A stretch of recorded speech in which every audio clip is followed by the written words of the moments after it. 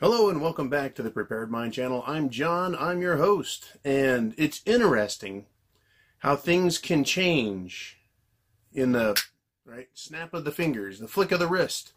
It's interesting how quickly we can be in big trouble. So let's see what I'm talking about.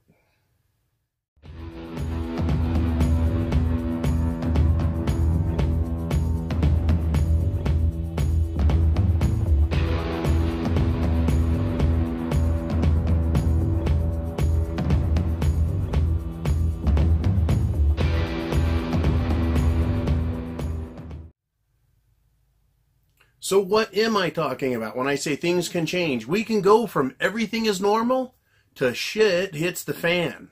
And it can happen in a lot of different ways. It's not just an EMP or a nuclear bomb. It's not just a cyber attack or a natural disaster that could occur. Like on the West Coast here, we could have an earthquake, maybe even a volcano explode. It can happen any number of ways, but we do face the very real prospect of a serious cyber attack that can attack our infrastructure, it can attack our banking institutions, and it can attack Wall Street. In fact, just the other day we had a report. Look out, they're expecting possible bank attack, meaning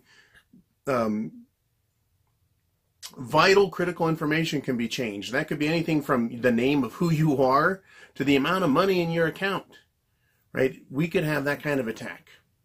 But more importantly, I want to kind of point over there to Crimea, to this little incident between Russia and the Ukraine.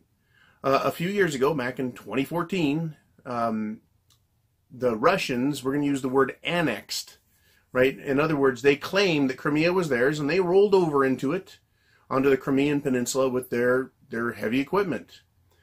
And back then it was like, well, that is a serious possibility for shit to hit the fan, We could have NATO throw a fit. Now, interestingly, Ukraine is not a NATO member. So they are not, according to treaty, they are not, what do we want to call it? They don't have an entitlement. They don't have a benefit. They don't have the benefit of NATO protection, Which is good in a way. For the world, because we don't have World War III breaking out. We don't. At the same time, there's a lot of people that say the Russians are guilty of naked aggression when they did that. The Russians claim that the Crimean Peninsula was part of Russia proper. And these are interesting claims that go back hundreds and hundreds of years. Where do we draw the line? Well, when the really big players on the board, this big game, start throwing their weight around, we can have trouble. Well, Russia really hasn't done what? Well, they haven't taken the rest of the Ukraine, But there were big-time troubles back then. And, who is to say? You and I, we get the West's perspective about how the world should work and who should own what and how and when governments should throw their weight around. Well, Russia relies on that area, for trade, for moving raw materials, for their national security. And I'm not here to defend Russia. I'm just saying that's their perspective. Imagine if you were on the other side. You've got the entire world who has sanctioned your country, And they look at you as if you're the evil bad guy. And now you've seen the CIA efforts. And this is their perspective. They believe the CIA was in on this whole separatist Ukraine thing that happened and the civil war that was going on there. They saw that as Western secret or intelligence activity trying to screw with their region of the world, And they weren't going to stand for it. And they said, well, we're just going to take Crimea back. We're going to hold that for national security purposes. Now, over here we go, that looks like naked aggression to us. Well, to Russia, the UN and NATO and the allies or the United States government and their people that bought into their attacks in Afghanistan, their invasion of Iraq, they could say, yeah, that looks like naked aggression. Now, the U.S. and the West, we justified it. And it made sense to us, so the countries did it. The governments did it. Same with Libya. And how about what was going on in Syria? All of those places, it looked like naked Western aggression. And we look over at Crimea and we look at Ukraine and we go, that looks like Russian naked aggression. So that was back in 2014 and beyond backwards, looking on both sides. Both sides appear to be looking out for their nation's best interest, their allies' best interest. And Russia's done the same. And then just a couple of days ago, and I've been watching this story develop, and it really hasn't developed beyond the 3 Ukraine boats that were in the Kerch Strait. They were boarded, they were taken by the Russians. Now, what they really did wrong, I don't know. Did they do anything wrong? I don't know. I just hear the news reports. But where I'm going to take this a little further is back before World War I, there were different parts of the world taking sides because of national interests. They didn't call it national security back then. They just, they wanted to make sure they were economically viable, that they had good resources, that they had cheap resources to get. So they used to call it colonization, and they called it imperialism, and it wasn't quite the dirty word that is today. But that's what was going on. We had the German, right, the Austro-Hungarian Empire, and we had the Ottoman Empire, and we had the West, right, the rest of Western Europe. Everyone was trying to gather nations on their side. And there was a financial problem. Nations were weak. They needed resources. They needed cheap labor. All the same types of pseudo-slavery and labor exploitation, natural resource exploitation. It was happening back then. And we had the little Archduke Ferdinand. He was assassinated by a secret cabal, the Black Hand, who were working at the benefit or for the benefit of others, right? They were paid assassins. At least this is one of the popular views of what happened. Well, it started the war. There was all kinds of economic pressure. There was all kinds of political pressure. And yes, even back then, there was all kinds of social pressure. The Ottoman Empire, right? If you want to call them the Arab Empire, you want to call them the Turks, whatever you want to call them. It was the Middle East. They had their concerns, and they were growing rapidly in strength and power. They needed their resources. They had their interests in mind. And you can't blame any side, because a patriot is a man who stands on his piece of dirt and says, my country's right. Right? And I believe in my country, whatever that is, right? Anyone can be a patriot for anything. Hell, the communists think that they are patriotic. Poor fools. In fact, today I was talking to a very good friend, and we were talking about socialism and that Cortez, whatever the heck her name is, Alexandria Cortez, the communist in New York who's made it into Congress. And I said, you know what? Communism disincentivizes, socialism disincentivizes work. Because for me, why should I work hard if I have to pay huge amounts of tax so that those people over there don't have to work? And those people over there, those socialists and communists who want all those entitlements for free, they have no incentive to work because they're getting everything from me. So on both sides of the equation with communism and socialism, there's no incentive. Very little incentive. People are penalized for being self-motivated and hard workers. So yeah, but communists, they think they think they're patriots, and all they do is de-incentivize production. It's crazy. Anyway, so here we are. Here we are in 2018, and there's a lot more pressure than everyone realizes. Even us as preppers, we try and stay on the forefront of economics and politics and social problems, right? Watching how they all interact and mix together. We try and keep an eye on it. I mean, I do the best I can. But there's still things that I can't see and you can't see. We try and get all the information we can. We network. We use the internet. And there's still things that are going on behind the scenes that are playing out. So whatever happened in Russia, which to me looks kind of like a nothing burger in a way, it's 3 ships. They may have broken some serious laws. They may have violated something. They may have been smuggling arms. They may have been smuggling troops. Hell, I don't know. I can't know. They may have been totally innocent. But it's been blown into. Been blown into what? an international incident now. Like I said, fortunately, the Ukraine is not part of NATO, so NATO doesn't have to run in there, right, and screaming and yelling, rattling sabers, and blockading the Russians and making this into a World War III type event. So we've got this conflict. Now, that could lead us from things were relatively quiet on the international scale into shit hitting the fan, World War III. What if we have more problems? And we've come very close. We've had U.S. warships get hit with some sort of electronic warfare that has taken them out of commission. We've had incidents where ships run into each other. We've had our ships buzzed by Russian bombers. And I'm sure that our people on our side have, shall we say, antagonized the Russians. Right? So they're playing a very deadly game, very scary game. Now, I mean, speaking of international incidents and a call for people to get all up in arms, the whole Khashoggi thing, the Saudi Arabian who was apparently murdered in a Turkish embassy, someone's embassy over there. And the details to me don't matter, because I look at the bigger picture and I say it was one guy, and he's not an American, and he was a journalist, who cares? And he may have been a CIA tool, and I'll use the word tool very specifically. The guy was used by them. That could have become something big if Trump had played it wrong.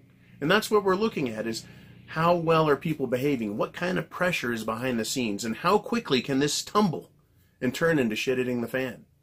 Right? We can't have a banking crisis. All of a sudden, people can't use their credit cards. They can't pay their bills. Their bank accounts are froze. There is no cash to speak of, because we are a near cashless society. As preppers, we have remedial means to deal with that. If we have an international incident, meaning a military snafu, right, that could send us into a terrifying shit it's the fan ordeal back here. Right, all of a sudden we go from we don't like that person because of their social status or social title, right? People that are this or that, right? People in any of the social misfit groups is what I think of them as. You know, they're always wanting more attention and more entitlements. Attention could be taken off of that very quickly. We could all be on a national alert, right? We are now at war with Russia. That announcement could come from the President or the Secretary of Defense. That will have a serious trickle-down effect on the economy, the markets. We could be there very quickly. Right? That's old school shit hitting the fan. Right? World War I, bow, it broke out because of the Archduke Ferdinand. Pretty soon everyone, and I mean very soon, very quickly, they were fighting. There were tanks on the ground. There were planes in the air. There were people killing each other because something happened. Some relatively small incident, right? Relatively small. World War II was Pearl Harbor. That was a big incident. But World War II had already started in Europe, and the United States just needed to be drug in through an act. The Gulf of Tonkin, which never happened, by the way, was used by the United States government to engage in a military manner in Vietnam. But we're at a different kind of place. We aren't in the Cold War. We're now in kind of a silent economic war that's being waged. Countries like Russia and China are de-dollarizing. They're selling their U.S. treasuries. That's right. Those who the U.S. kind of treat like enemies, well, they're also our supporters, our backers. They were buying our currency, our bonds. They were funding our government, in other words. Well, they're selling off. So there's a lot of back pressure behind everything. There's a lot of pressure in the Middle East. There's a lot of pressure in Europe. One of the things that people just don't think about is energy. Right now, there is a push to drive our energy costs down. And you might think, that's great. I can buy a gallon of gas cheaper. I just saved $5. Well, $5 to you and me, when you add up all those $5 that were taken right out of the oil industry, it's causing a lot of pressure there. And that does affect Russia also. They are a huge supplier of energy, oil, gas, to Europe. And that's what a lot of what was going on over in Ukraine was about. Well, maybe that pressure is being woken back up. Maybe there are other things going on behind the scenes that we're not hearing about. But we just see how it plays out publicly in some ships being taken, some ships being stalled, led to berth and then tied up, right? The Russians now own those ships. We don't really know what's going on in Ukraine because we're out of the loop.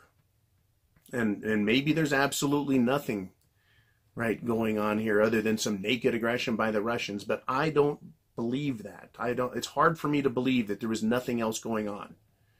Right? There is behind the scenes always antics, shenanigans. There are always mini coups and both government and corporate interests vying for power in a region. And it can literally blow up in their faces and cause an international catastrophe. Right? Markets right now, they're in big trouble. Do they need extra pressure? Do they need the instability? Right? That could lead to instability between nations and certainly cause instability between, shall we say, partisan factions who want control of varying areas of the world. In the United States, we have two serious factions that are essentially playing on the same team, the Republicans and the Democrats. And then there's a faction of libertarians or freedom-loving people, and then there's a faction of just outright socialists that want everything taken over. And it won't take much to push all of those pissed-off ants into a pile where they just start fighting each other. Or we could have fights on a national level. And Europe itself is not, right? It is not the peace-loving place. We've had 2 world wars that have broken out over there, for Pete's sake. Those people who, I love people from Europe, but the leaders over there are every bit as crooked as the ones over here. They're assholes. I mean, if you want an example of that, take a look at Theresa May, who this week tried selling the British, and who knows where this one will end up, on their Brexit deal that she negotiated with the European Union. Hell, I thought Britain, the UK, was its own kingdom, the United Kingdom. It has to ask permission to leave the European Union. It's starting to sound like, it sounds a lot like a Civil War era United States of America, where the South said, you know what, we don't think we want to participate in this union anymore, and they were invaded. So Great Britain signed down, or the UK, I still think of them as Great Britain, United Kingdom, they went out, and Theresa May bargained a deal, and she felt really good about it, and the EU leaders felt good about it, and the British people, especially those who put together the Brexit plan, are like, this is not a deal, it's worse. It's going to cost us more money, and we still have to ask permission and be given permission by the EU. Who is the sovereign and who isn't? See, battles over money, territory, and sovereignty, battles over freedom, liberty, that is the fuel that is being packed together. You want to throw in the immigration mandates and all the other social crap on top of it? Europe is in big trouble. Financially and economically, they're in big trouble with their bond issues, their financing issues. It wasn't just the United States that participated in the global quantitative easing program. That's what we called it here. They had their program over there. Same with Japan. Same with China. In 20 years or less, China's gone from $2 trillion in debt to nearly 40. That's a lot of debt to pile on. A lot of borrowing from the future to take care of today. They've all participated in this, and this is yet once more giant pressure that's come together. So I don't want people to think that, if shit hits the fan, it could take 3-4 months to figure it out, a couple of years. It can happen literally overnight.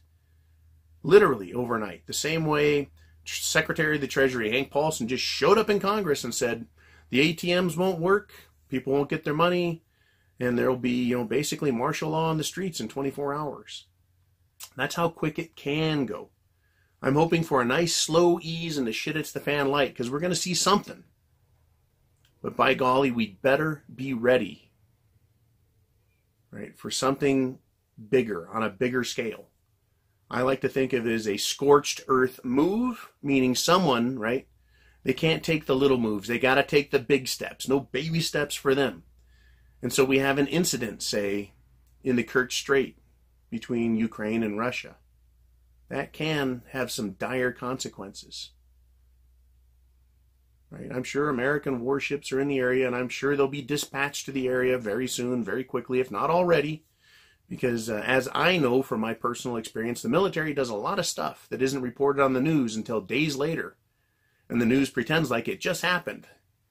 And if you're on the inside and you've done some of these things and worked around it, you're like, no, that happened days ago. But the news cycle, right, has to catch up.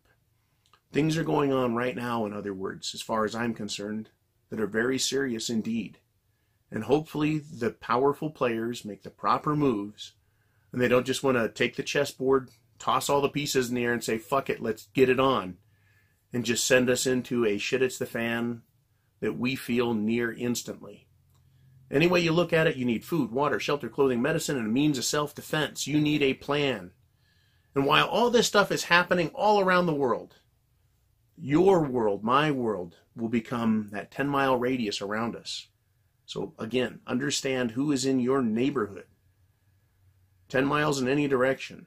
Those are the people that are going to be your world when shit hits the fan.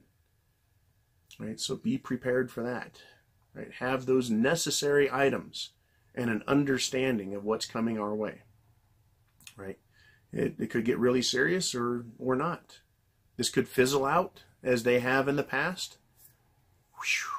And people can go, you fear porn prepper types, you're always looking forward to Armageddon. No, I'm not, but it's going to happen.